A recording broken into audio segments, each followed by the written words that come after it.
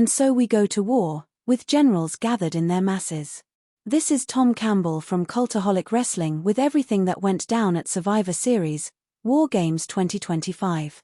We open at Petco Park with the Women's War Games match.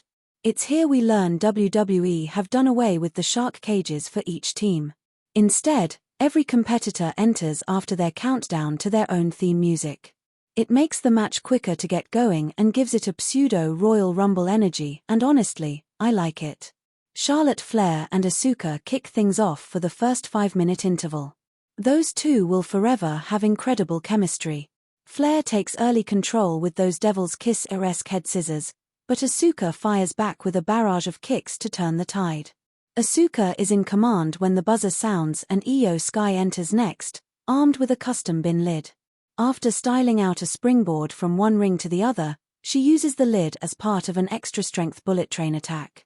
Asuka eats a kendo stick beating from Becky Lynch, who goes after Io like she's just flipped off her husband's Tesla truck until Charlotte Flair disarms her. Becky attempts a horsewomen reunion, but to no avail, and she and Flair immediately scrap. Their fight pauses just long enough for them to hit dual exploder suplexes on Io and Asuka.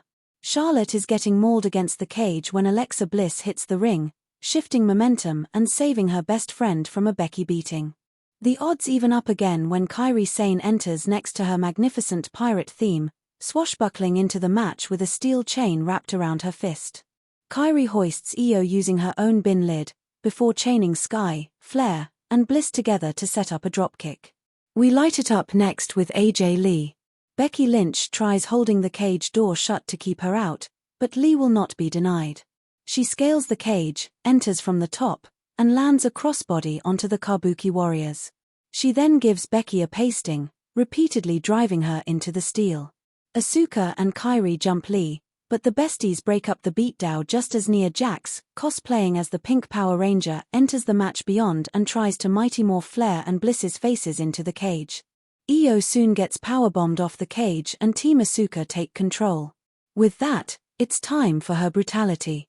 Rhea Ripley enters wearing an Art the Clown-inspired mask and carrying kendo sticks and trash cans.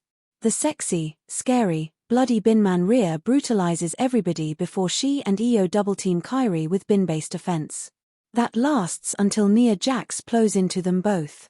With everyone down, the newly engaged Lash legend finally enters the fray and the War Games match officially begins. The booty bully bullies Bliss, flattens Flair, and swats Sky out of the sky before roughhousing Rhea. Nia Jax joins her for some double-team destruction on anyone still moving, including launching Io Sky from one ring into the other. The tide turns when Charlotte Flair saves Rhea Ripley from an Asuka misting, with Lash Legend receiving the mist instead. Team Rhea take advantage, and the end arrives when Io Sky goes for her classic War Games bin dive, this time Swanton Bomb flavored. Everyone but Becky is wiped out, leaving Lynch surrounded by her closest enemies. She taps out to AJ Lee's octopus hold, giving the win to the Goodies to kick off Survivor Series. The Intercontinental Championship is on the line next. Dirty Dominik Mysterio, flanked by Raquel Rodriguez and Roxanne Perez, gets his rematch against the new IC champion, John Cena. It's Cena's first time defending the title, and his last time competing on a WWE show. JD shenanigans give Dirty Dom the unclean lead early. At one point, Rodriguez knocks Cena's block off with a right hand while Dom distracts the ref. Cena's comeback is halted when Dom rolls out of the ring and blindsides him as Roxanne and Raquel draw attention. Dom goes for a barricade Hurricane Rana but lands on his shoulder, eerily similar to Penta on Raw. It looks like the match might be stopped as medics check on him. With the referee distracted, Rodriguez hits Cena with a Tajana bomb, and Roxanne adds pop rocks. Would you believe it, it was a setup all along. Dom springs to life and hits a 619 and a frog splash, but referee Chad Patton refuses to count the three and ejects the JD contingent from ringside. This gives Cena time. He hits the shoulder tackle, the second shoulder tackle, the blue thunderbomb, and the 5-knuckle shuffle. Dom escapes the AA only to get trapped in the STF. Dom makes the ropes and secretly unzips his boot. Cena drags him back to the center and pulls the boot clean off. In scenes reminiscent of Eddie Guerrero vs. Kurt Angle at WrestleMania 20, Dom strikes, hitting another 619 and frog splash, but only gets 2. Cena snatches an AA out of nowhere, but it's only DOS for Dirty Dom. Dom dodges a shoulder block and Chad Patton absorbs it, the perfect opening for JD McDonough and Finn Balor to bust out of the clubhouse and attack Cena. Cena dodges aerial offense from both men and hits one more double AA. Dom lunges at him with the AAA mega title, but Cena avoids it and lands yet another AA. With no referee in sight, Liv Morgan returns to WWE, bobbing toward the ring. She has a tense stare down with Dominik before slapping him across the face, although it seems to whiff slightly. She hugs Cena, but the look on her face says this isn't what he thinks it is. Moments later, Liv Morgan low blows John Cena. "It was a ruse," yells Wade Barrett. Morgan cracks Cena with the AAA title, allowing Dom to hit one more 619 and one more frog splash for the 1-2-3. Dirty Dominik Mysterio gets the win, the Intercontinental Championship, and the girl. Dom and Liv leave together. "We are so back, baby," declares Liv Morgan. It's worth mentioning that right after this, WWE aired the new WrestleMania advert featuring the women's roster now including Liv Morgan. So when Triple H said, "You'll never know who's going to show up," he meant Liv Morgan. "Oh, Paul, you've done it again." The Women's World Championship hangs in the balance next. Friendship with Stephanie Vicaire ended. Now Nikki Bella wants to be champion. Bella blindsides Vicaire from the bell, but Steph fires back and the brawl spills outside. Nikki takes over when Steph cracks her knee on the apron, the hardest part of the ring, and Bella follows with a facebuster on the floor before applying prolonged punishment. Back in the ring, Steph attempts to rally with strikes and a tarantula armbar, but Nikki maintains control. Bella gets cocky and teases going for the devil's kiss. It almost costs her. Steph catches her and nearly gets into position for some bouncy, but Bella makes the ropes and drapes Steph's arm across the top rope to regain momentum. A strange moment follows where Nikki goes for a boot to Steph's face and Steph simply no-sells it, so Bella kicks again and Steph lands a dragon screw and the SVB for 2. The rack attack is blocked initially, but after a turnbuckle exchange, which includes Bella springboard kicking Steph in the head, she hits it cleanly, only for Steph to save herself by getting her foot on the ropes. Vicaire drops a big knee onto Bella's throat on the apron, then hauls her to the announce table for a commentation station session. A bit of devil's kiss bouncy action follows. Somewhere, Booker is seething. More devil's kissing in the center of the ring leads to a corkscrew splash and the 3 count. La Primera is still the premier when it comes to the Women's World Championship. Nikki Bella can look, but she can't touch. With that, it's time for your main event. The men's War Games match gets underway with world champion CM Punk and the Vision Bron Breakker. An intense start, strikes from Punk, power from Breakker. Breakker halts Punk's momentum with 2 overhead suplexes, but Punk fires back with a clothesline off Brett's rope. Just as Punk takes control, Drew McIntyre marches to the ring to tip the scales. Drew and Punk pick up right where they left off the last time they were inside a cage together. Very quickly, Punk finds himself being thrown into a claymore by a very badass Bron Breakker. Bron and Drew lawn dart Punk into the cage and take turns battering him. Drew seems obsessed with trying to gouge Punk's eyes out. What is this, the horror show at Extreme Rules 2020? The one with the Seth Andre eye for an eye match? I've tried to forget it too. Punk gets a shot of adrenaline in his soul in the form of Cody Rhodes.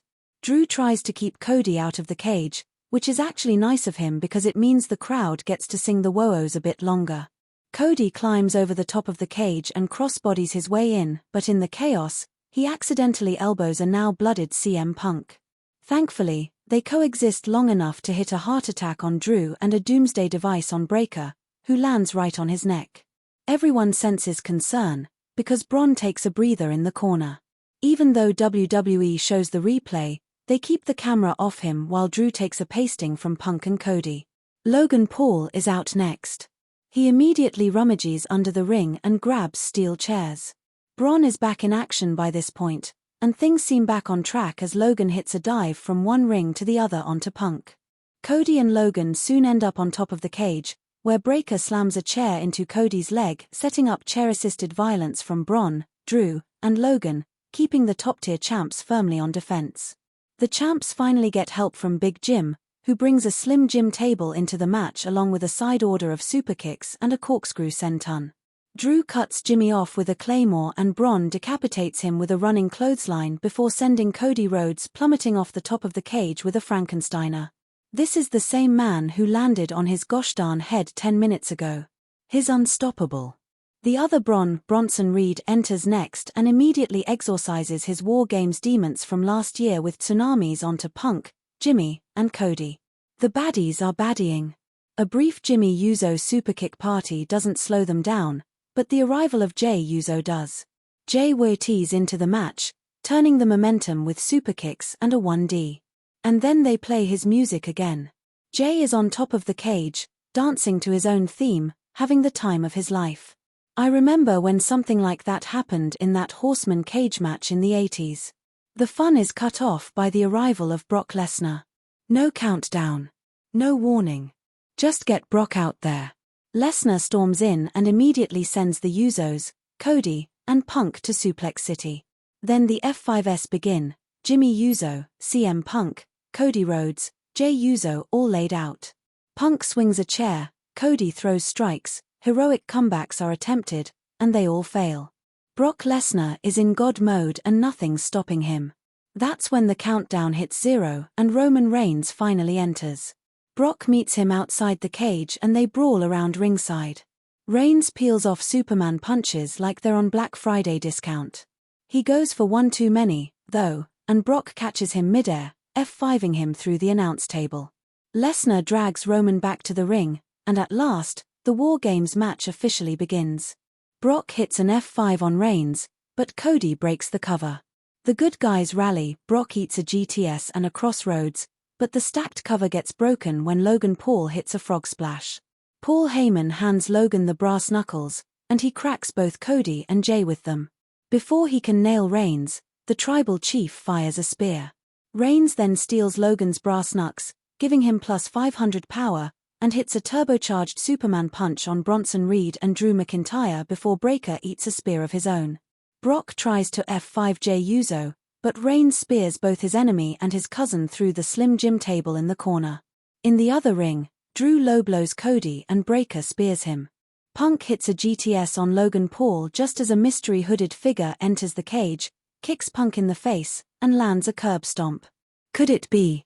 But Seth Rollins just had surgery. It can't be him.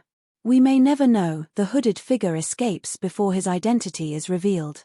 Punk is left wide open for a monstrous spear from Breakker, who pins the world champion and wins War Games for his team.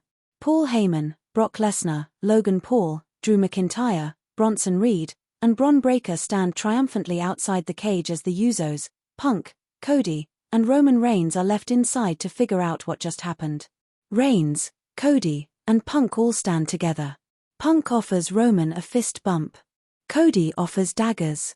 Roman and Cody stare each other down as Survivor Series comes to an end, seemingly setting the stage for their WrestleMania rubber match.